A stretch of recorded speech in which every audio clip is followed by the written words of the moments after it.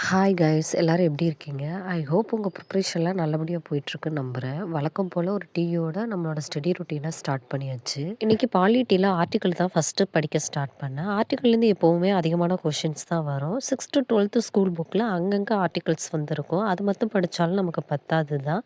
Up to date அதாவது நம்ம exam எழுத போகிற வரைக்கும் என்னென்ன ஆர்டிகல்ஸ் ஆட் பண்ணியிருக்காங்களோ அது எல்லாத்தையுமே நம்ம வந்து படித்து வச்சுக்கணும். நான் வந்து குருநாத் சாரோட வீடியோஸ் பார்த்தா ஆர்டிக்கலுக்கான நோட்ஸ் வந்து எடுத்து வச்சுருக்கேன்.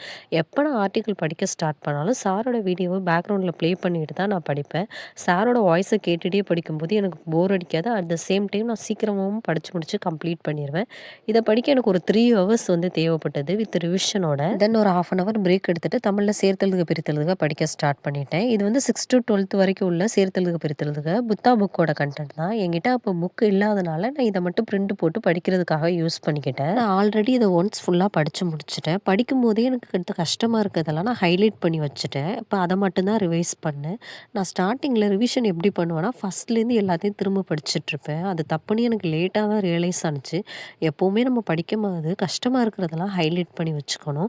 ரிவிஷன் பண்ணும்போது அந்த ஹைலைட் பண்ண பாயிண்ட்ஸை மட்டும்தான் படிக்கணும். அப்போ தான் நமக்கு டைம் சேவ் ஆகும். அட் த சேம் டைம் நமக்கு டிஃபிகல்ட்டாக இருக்கிறதெல்லாம் திரும்ப திரும்ப பார்க்குறதுனால நமக்கு நல்லா ஞாபகமும் இருக்கும். லாஸ்ட் இயர் ஸ்கூல் புக்லேருந்து அவங்க பெருசாக எந்த கொஷினும் இந்த டாப்பிக்லேருந்து கேட்கல. அதுக்காக இந்த டைம் படிக்காமல் போக முடியாது இல்லையா? டிஎன்பிசி எப்போ எப்படி மாறுவாங்கன்னா அவங்களுக்கே தெரியாது.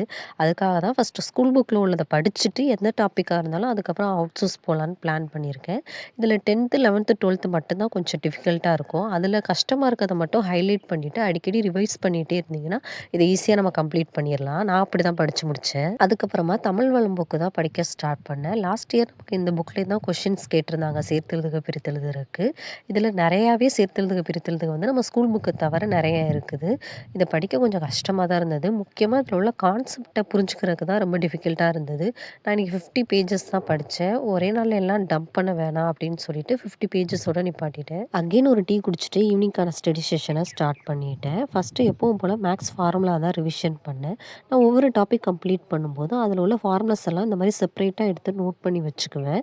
டெய்லி 30 மினிட்ஸ் இதை ஃபஸ்ட் ரிவைஸ் பண்ணிட்டு தான் நான் அதுக்கப்புறம் மேக்ஸ் அன்னைக்கானதை படிக்க ஸ்டார்ட் பண்ணுவேன். ஏன்னா நான் மேக்ஸில் கொஞ்சம் வீக்கு. என்ன தான் நான் ரிப்பீட்டடாக ப்ராக்டிஸ் பண்ணிட்டு போனாலும் எக்ஸாம் ஹாலில் அந்த பதட்டத்தில் என்ன ஃபார்முலா யூஸ் பண்ணணும், என்ன மெத்தட் யூஸ் பண்ணணும் அப்படிங்கிறது வந்து எனக்கு மறந்துடும். அதனால தான் இப்போலேருந்தே ரிப்பீட்டடாக ரிவிஷன் பண்ணிகிட்டே இருந்தால் எக்ஸாம் ஹாலில் அது ஞாபகம் இருக்கும் அப்படிங்கிறதுக்காக இந்த ஸ்ட்ராட்டஜியை நான் இப்போ ஃபாலோ பண்ணுறேன். ஃபார்முலா சவுண்ட்ஸ் நல்லா ரிவைஸ் பண்ணிவிட்டு டைம் அண்ட் ஒர்க் பார்க்க ஸ்டார்ட் பண்ணிவிட்டேன். இதில் உள்ள சம்ஸ் எல்லாம் ரொம்ப ஈஸியாக தான் இருக்கும். இதுக்கான கான்செப்டை மட்டும் நம்ம நல்லா அண்டர்ஸ்டாண்ட் பண்ணிக்கிட்டோம்னாவே போதும்.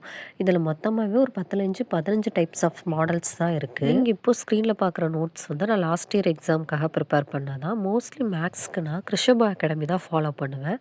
அவங்க வந்து ஸ்கூல் புக்கில் உள்ள சம்ஸ் அண்ட் ப்ரீவியஸ் இயர் கொஷினில் கேட்ட சம்ஸை வந்து செப்பரேட்டாக டீச் பண்ணி யூடியூப்பில் வந்து வீடியோ ஃப்ரீயாக அப்லோட் பண்ணியிருக்காங்க. நீங்களும் இந்த மாதிரி வீட்லேருந்து ப்ரிப்பேர் பண்ணுறீங்கன்னா அந்த வீடியோஸை வந்து நல்லா யூஸ் பண்ணிக்கோங்க. அதுக்கப்புறமா 2025ல் அதாவது குரூப் 4 அண்ட் குரூப் 2ல் கேட்ட டைம் அண்ட் ஒர்க் சம்ஸ் எல்லாம் எடுத்து நோட்க்கு பின்னாடி வந்து நோட் பண்ணி வச்சுக்கிட்டேன். அதில் நான் என்ன மிஸ்டேக் பண்ணேன், எப்படி மிஸ்டேக் பண்ணேன் அப்படிங்கிறத வந்து செல்ஃப் அனலைஸ் பண்ணி பார்த்துட்டு அதோட மேக்ஸை கம்ப்ளீட் பண்ணிட்டேன். அதுக்கப்புறமா 10th ஜிஎஸ்ல லாஸ்ட் லெசன் தமிழ்நாட்டின் தொழில்முறை தொகுப்புகளில் அந்த லெசன்ஸ் தான் ரீட் பண்ணேன். இது வந்து தமிழ்நாடு அட்மினிஸ்ட்ரேஷன் இருக்கு இல்லையா, அந்த யூனிட்டில் வந்து கவர் ஆகும். இதை ஒரு 2 தடவை ரீட் பண்ணிவிட்டு இதுக்கான நோட்ஸையும் ஃபுல்லாக எடுத்து கம்ப்ளீட் பண்ணிட்டேன். நீங்களும் என்ன மாதிரி 2026ல் group 4 and group 2 exam clear பண்ணணுன்னு சீரியஸாக படிக்கிற ஒரு ஆஸ்பிரண்டா அப்போ நம்ம சேனலை சப்ஸ்கிரைப் பண்ணிக்கோங்க. வாங்க ஒன்றா சேர்ந்து படிக்கலாம். இந்த சேனலில் நான் என்னென்ன டெய்லி படிக்கிறேன், ஒரு வீட்லேருந்து படிக்கிறேன், செல்ஃபாக ப்ரிப்பேர் பண்ணுற ஒரு ஆஸ்பிரண்டா நான் என்னென்ன ஸ்ட்ரகிள் ஃபேஸ் பண்ணுறேன் அப்படிங்கிறத பற்றி ஷேர்